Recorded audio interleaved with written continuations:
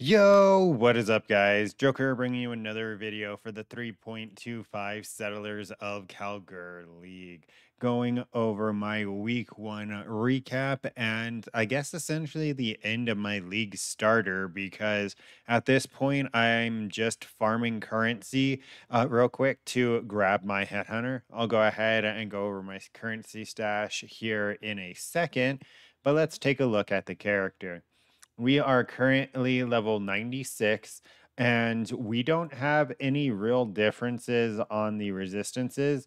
We have 33k evasion, 40k once we have our flask up. And if we go ahead and take a look at the gear, everything changed except for this ring, I believe. Yeah, I'm pretty sure every piece of gear changed besides this ring. I don't even remember if I had this ring on day 3, but if I didn't have this ring, then literally everything changed. So let's go over the gear. I went ahead and I bought a fractured claw and I was spamming it with essence until I got the third elemental roll. Once I did, I went ahead and I did lock prefix and I reforged critical. I hit T1 crit. So instead of trying again for crit chance as well, I just went ahead and put attack speed on it, right? It's a pretty nice claw. It's what, 692 LE DPS, so it's pretty good. And then I went ahead and I did the enchant for 55 bound runes, I think it was, to go ahead and get the 3 to 61 additional lightning damage on it. If I didn't have this ring, I have this ring now. It's pretty much the entirety of my chaos res. How much chaos res is this giving me? 65% chaos res, right? So that's its entire job is it gives me life and chaos res. If it were better, it would give me wed too, right? Then we have our taming that we bought on like day 2. We still have that. We went ahead and linked our chest plate.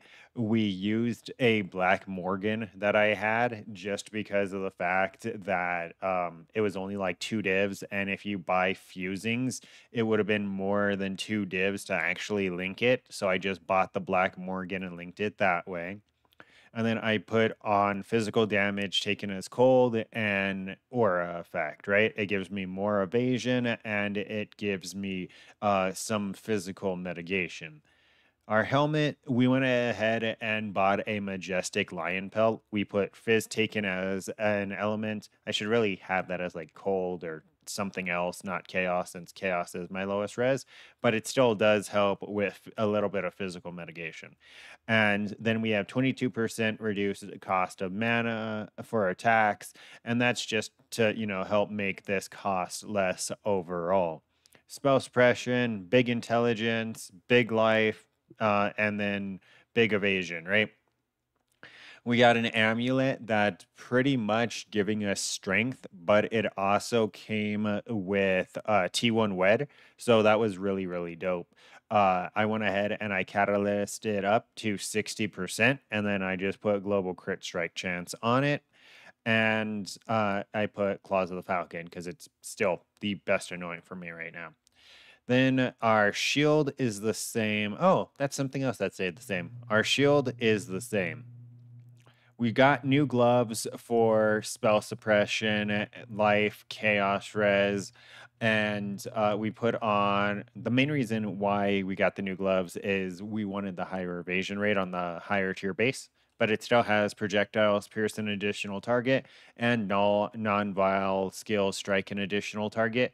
At some point, we may use the higher tier essences to get like pierce 2 additional targets and strike 2 additional nearby enemies. But as of right now, since these aren't my end game gloves, I decided this is more than good enough right now. We went ahead and we bought a Stygian Vice with max life and percent life. That's pretty much all it really has. It does have wed on it as well, but I think it's like T2 wed or something. Yeah, T2 wed. So I went ahead and I catalyzed that as well. and I got a ghastly eye jewel that has 32% chance to avoid being shocked to kind of preemptively prep for when I go for Storm Shroud. But Storm Shroud and Ancestral Vision are both more expensive than I would really like right now. So I decided that I'm just not going to go that route right now and just save up for Headhunter. Then we got my new boots. Okay, sorry about that. Then we got my new boots. I went ahead and I put brittle on them and 20% chance to avoid elemental ailments. Once again, from when I make the transition over to ailment immune. But right now, I'm about 70% ailment immune, and I'm completely freeze immune, completely shock immune. But for ignite and chill, I'm about 70%, right? So majority of the time, I'm avoiding shocks and ignites. But then these boots just dropped from a shipment, so I figured I'd go ahead and throw them on. Are they the best boots? No, but they're decent enough for now. My passive tree looks something like this. We're still using our brutal restraint that gives us the crit chance and the 60% LE damage. And then the only things that we really did is we specced out of the spell suppression here on the tree and we put it over here for more life. And then we grabbed lethality right here because projectile attack skills have 50% increased crit strike chance and 30% critical strike multi. So we did that. And I think, oh, and we grabbed some max res jewels, right? This has life res and max res and crit multi, and this has a little bit of block chance, life, and double max res. So that's what the character is pretty much looking like right now. And that's what the character is pretty much looking like right now. It says we have about 4.2 million Shaper DPS once we have everything up and running. I'll go ahead and showcase it against the Eater here real quick. I'm pretty sure I'm done upgrading the character because there's really like no reason for me to continue to upgrade the character. I'm able to go ahead and do all of the bosses that I plan on doing just fine. As you can see, the Eater's kind of getting fucked, and I'm not even using my Unbound or my I'm not using my Unbound or my VLS, right? So, like, I'm able to survive most things. Here, let's go ahead and drop everything right here and kind of show. Oh fuck, I meant to dodge that and I just totally didn't. Um, but yeah, that was going to be a showcase of my damage.